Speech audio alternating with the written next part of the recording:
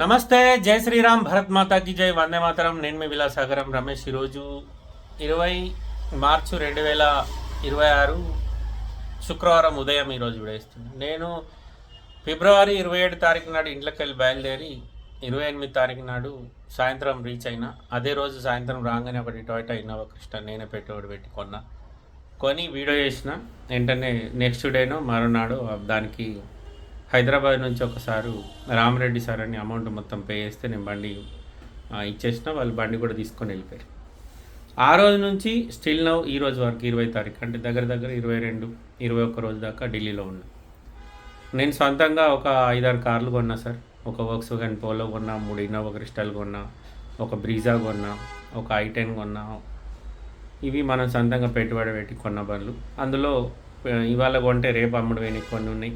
కొన్ని ఇంటి దాకా పోయినా అమ్ముడు పోలేవు. ఇన్నోవా క్రిస్టా, బ్రీజా, పోలో అవి ఇంటి దాకా పోయినాయి, అవి అమ్ముడు పోలేవు. కానీ మిగతా బండ్లు అమ్ముడు పోయినాయి. మీ అందరి ఆశీర్వాదం. ఈడికి వచ్చినందుకు 10 రూపాయలు సంపాదించుకున్నాను. నేను దందా వేయడానికి వచ్చిన, బిజినెస్ చేసిన. బిజినెస్ వల్ల నాకు 10 రూపాయలు వచ్చినాయి. నేను నా వల్ల వాళ్ళకన్నా ఇక్కడ నేనేమైనా సాయం చేయగలిగితే కూడా చేసిన. కొంతమంది సామాన్లు కావాలంటే వాళ్ళకు నేను కొన్న బండ్లనే సామాన్లు వేసి కూడా పంపించిన.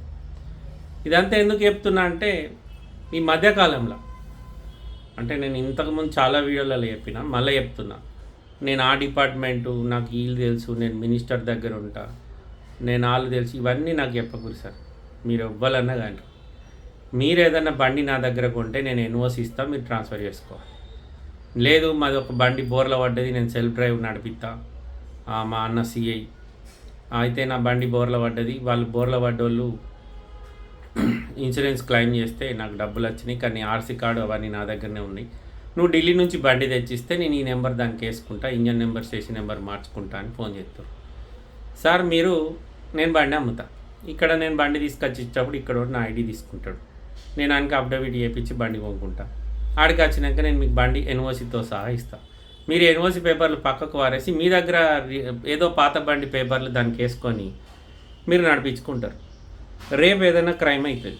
సపోజ్ బండి మళ్ళీ మీరు తీసుకున్న బండి మళ్ళీ ఇంకో సెల్ఫ్ డ్రైవ్కి ఇస్తాడు, వాడు గంజాయి ఉండబోతాడు, డ్రగ్స్ ఉండబోతాడు, యాక్సిడెంట్ చేస్తాడు, లేదన్నా మర్డర్ కేసులో బండిని ఇన్వాల్వ్ చేస్తాడు, లేకపోతే బండి వంతోడన యాక్సిడెంట్ అయ్యి బండి తుక్కు అవుతుంది. అప్పుడు మళ్ళీ ఇన్సూరెన్స్ అప్పుడు మీరు ఇంజన్ నెంబర్, స్టేషన్ నెంబర్ బయటకు తీసినప్పుడు మీ భాగవతం బయటపడుతుంది. అప్పుడు మీకు బండి ఇచ్చినందుకు నేను, నాకు బండి అమ్మినందుకు డీలోడ్, వీళ్ళందరం పర్సన్ కావాలి. మీ అన్న సిఏ అయితేంది, డిఎస్పీ అయితేంది, ఇంకా ఆ పైన ఐఏఎస్, ఐపీఎస్ అయితేంది సార్. లేకపోతే నేను వీళ్ళ దగ్గర ఉన్నానే, ఇవన్నీ ఎందుకండి? మీరు అది లీగల్ ఎట్లయితే సార్, అది ఇల్లీగల్ కదా, అది తప్పే కదా, అది క్రైమే కదా. మీ అన్నయ్య గారికి తెలియదు ఆ విషయం? అది తప్పురవై పోలీస్ అని ఉట్టి నెంబర్ ప్లేట్ లేకుండా పోలీస్ అని బోర్డు పెట్టుకొని పోతే కూడా తప్పే అని ఆయనకు తెలియదా? ఇవన్నీ తెలుసు మీకు. మళ్ళీ ఫోన్ చేసి నా బండి టోటల్ లాస్కి ఇచ్చిన, దాని ఆర్సీ కార్డు నా దగ్గరనే ఉంది, నేను ఈ నెంబరు మీరు తెచ్చే బండికి వేసుకుంటాను. ఏ జమాన్లో ఉన్నారు సార్ మీరు? రేపు ఏదైనా ఇష్యూ జరిగితే నేను నాకు బండి అమ్మినోడు వీళ్ళందరం బీకుడే కదా. నాకు వచ్చేటి ఏమన్నా మీకు 10 లక్షల కారు కొంటారు, 10 లక్షలు నాకు అత్తయ్యా? నా అందుకు వాళ్ళు 20,000, 30,000, 40,000 సంపాదించుకుంటా, మిగతా పైసలన్నీ ఓనర్కి ఇచ్చేస్తా, నీకు బండి ఇస్తా, నువ్వు మంచిగానే ఉంటావు, పైసలు తీసుకుంటే ఆడు మంచిగా ఉంటావు. కానీ కమిషన్ తీసుకున్న పాపానికి నేను కూడా క్రైమ్లు ఇరకాలే. 1000 కార్లు అమ్మిన ఇప్పటి వరకు ఒక్క బండి కూడా తప్పు బండి అమ్మలే. నాకు అద్దా పైసలు. మా దగ్గర కూడా మస్తు మంది పోలీస్ ఆఫీసర్లకు బండ్లు ఇచ్చిన. ఇప్పటికి ఒకసారి నేను జేబులోకి వెళ్ళి పైసలు పెట్టి బండి ఇచ్చిన, రమేష్ నేను ఇప్పుడు లేవు, నువ్వు రిజిస్ట్రేషన్ నువ్వు ఎన్ఓసి తీసుకొచ్చే వరకు నేను మీకు పేమెంట్ ఇచ్చేస్తా అంటే ఆయన 1,00,000, 2 లక్షలు పంపితే 5-6 లక్షలు జేబులోకి వెళ్ళి పెట్టి బండి తీసుకుపోయి ఇస్తే ఇప్పటి వరకు నాకు పైసలు ఇవ్వలే. ఒక గట్ల ఉంటుంది మీతోటి కథ. చెప్పేటియేమో శ్రీరంగ నీతులు, అదేదో శాస్త్రం ఉన్నట్టు. సార్ మీరు ఏ పని అనేయరు, మీ పొజిషన్ తోటి క్రైమ్కు సంబంధం ఉండదు. మీరు ఎంత పెద్ద పొజిషన్లో ఉండండి, సబ్జెక్ట్ కాడికి వచ్చినప్పుడు తప్పు చేస్తే నిన్ను అందరు తీసుకొని లోపల వారు ఎత్తారు. సరే నేను పొలిటికల్ బ్యాక్గ్రౌండ్ లేదు, పోలీస్ బ్యాక్గ్రౌండ్ లేదంటే నన్ను రౌడ మించి 2 జాలుతారు, 2 బూతులు తిడతారు. నీకు మీ అన్న సిఐ కావచ్చు, కానీ రేపు నిన్నేమంటారు? మిగతా సిఐ గారు వచ్చి నిన్ను అంటాడు, అరే గట్లెట్లా చేసినావు తమ్మి, నీకు తెలియదు, అన్నయ్య చెప్పలేడా అంటాడు. కానీ కేసే కదా. నీకు నాకు తేడా ఏంటంటే నేను బూతులు పడతా, దెబ్బలు పడతా, నువ్వేం పడవు. కానీ క్రైమ్ మాత్రం నీ మీద, నా మీద, అందరి మీద అవుతుంది. అసొంటోళ్ళు బండ్లు సెల్ఫ్ డ్రైవ్ ఎందుకు ఇస్తున్నారు సార్? అది తప్పు కదా. సెల్ఫ్ డ్రైవ్ ఇవ్వాలంటే దానికి లైసెన్స్ కావాలి. సరే మీరు సెల్ఫ్ డ్రైవ్కి ఇచ్చిర్రు, టోటల్ లాస్, ఇన్సూరెన్స్ పైసలు వచ్చినాయి, కొత్త కారు కొనుక్కోర్రి. మళ్ళీ మీరు ఆ పైసలతోటి సెకండ్ హ్యాండ్ కారు కొనుక్కొని రిజిస్ట్రేషన్ పైసలు మిగిలించుకోవడానికి అటు తెలంగాణ గవర్నమెంట్కి వచ్చే సొమ్ము ముంచాలి, మనమే రిజిస్టర్. ఆలోడో తమిళనాడులో కూడా ఒక పెద్ద హీరో, స్టార్ హీరో బయట దేశం నుంచి ఒక కారు తెప్పించుకొని నాకు ట్యాక్స్ తక్కువ వేయరని కోర్టుకు పోయింది. నేను బండి కోట్ల రూపాయలు తీసుకుంటారు సినిమాలకు, అసలు ట్యాక్స్ తక్కువ వేయాలంట. ఆ జమానా కింద జరిగింది స్టోరీ. ఇప్పుడు సార్ మనం 10 రూపాయలు సంపాదించుకుంటున్నాం, దాంట్లో మనం 10 రూపాయలు సంపాదించుకున్నప్పుడు మనకు ఒక మనిషికి మనం సెల్ఫ్ డ్రైవ్కి బండి ఇచ్చినాం, వాడు మనకు కిరాయి ఇచ్చిండు, వాడు ఉండవండి యాక్సిడెంట్ అయింది, ఇన్సూరెన్స్ క్లెయిమ్ అయింది, టోటల్ లాస్కు బండి ఇచ్చేసారు, ఇన్సూరెన్స్ వాడు మీకు 10 లక్షలు ఇచ్చిండు. అప్పుడు మీరు అదే 10 లక్షలు పెట్టి మళ్ళీ బండి కొనుక్కోరు.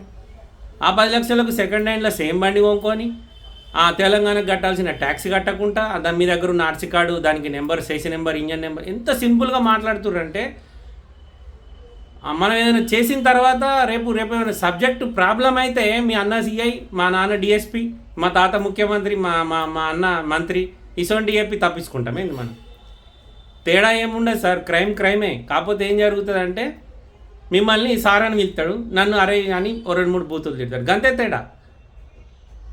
2 ఏళ్ళు తిరిగిన పోలీస్ స్టేషన్లో, రాత్రులు జంగల్లో పొన్న రైడ్స్ కూడా తిరిగిన, అవన్నీ చూసిన నేను.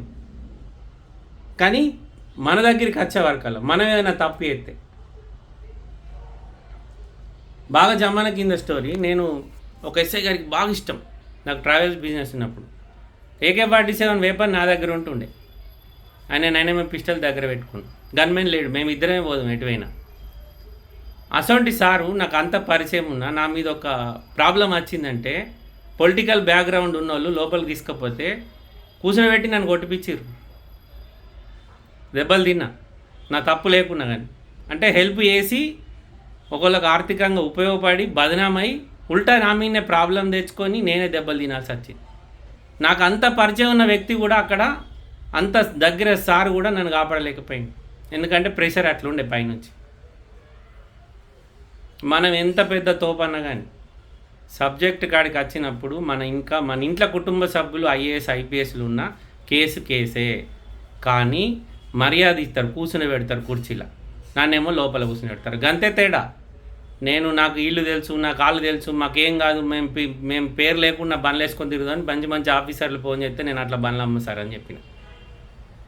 ఇక్కడ ఆధార్ కార్డు మీది ఉండదు, నాది ఉంటుంది, నేను అఫిడవిట్ నేను చేస్తాను, సంతకాలు నేను పెడతా, మీకు బండి తీసుకొచ్చి ఇస్తా, మీకు పేపర్లు ఇస్తా. రేపు నువ్వు ఆ బండి తీసుకోవాలి ఏమైనా క్రైమ్లు ఇరికిస్తే ఎవడు పోవాలి జైలుకు? నాకు ఫోన్లు చేయకూరి, మీరు కార్లో కొనకూరి, 20-30 ఏళ్ళు నాకు అద్దు కూడా అద్దు. నేను ఇంత సిన్సియర్గా పని చేస్తున్నాం, పైసలు చంపేయడానికి వచ్చినాం సార్, ఉట్టిగా పుక్కానికి సేవ చేయడానికి రాలే ఢిల్లీకి. వీడికి రావాలి, కొన్ని సంపాదించుకోవాలి, ఇంటికోవాలి, మళ్ళీ 10 రోజులు ఆడ ఉండాలి, 15 రోజులు ఉండాలి, మళ్ళీ రావాలి, మళ్ళీ సంపాదించుకోవాలి, పోవాలి. ఎవడైనా చేసేది గదే కదా. ఇప్పుడు దుబాయ్లో, మస్కట్లు, సింగపూరు, మలేషియాలు, ఆస్ట్రేలియా, అమెరికా, లండన్ ఎందుకు పోతురు సార్? సేవ చేయడానికి పోతురే, 4 రూపాయలు సంపాదించుకోవడానికి పోతురు. నేను కూడా అందుకే వచ్చిన. లేకపోతే ఒక్కొక్క వ్యక్తి మాట్లాడితే ఎట్లా మాట్లాడతాడంటే, ఇక్కడ రమేష్కు కార్లో ఫ్రీగా ఇచ్చినట్టు రమేష్ తీసుకుపోయి ఆడ ఇస్తున్నట్టు మాట్లాడతాడు. అరే నేను తెలదానయా నీకు, నేను పలానా క్యాండిడేట్నే అంటే ఏం చెప్తాం సార్, పలానా క్యాండిడేట్, డీజిల్ నాది కాదు, నాకేం పెట్రోల్ పంపులు ఉన్నాయి, టోల్ గేట్ నాది కాదు, డ్రైవర్కి నేను పైసలు ఇవ్వాలి, ఎన్ని ఉంటాయి సార్ ఒక బండి వెనకాల? ఇంత పెద్ద వ్యవస్థ ఉంటుంది. చిన్నపిల్లలు మాట్లాడినట్టు చాక్లెట్ బిస్కెట్ అడిగినట్టు అడుగుతారు. దందా ఎత్తున్నా సార్, నేను సేవ కాదు, నేను రాజకీయ నాయకుని కాదు, బిజినెస్ మ్యాన్ నేను. ఇక నాకు కోపం వచ్చింది, అందుకే వీడియో తీసిన. ఏమైనా తప్పు మాట్లాడితే సారీ. మళ్ళీ ఒకసారి అందరికీ జై శ్రీరామ్.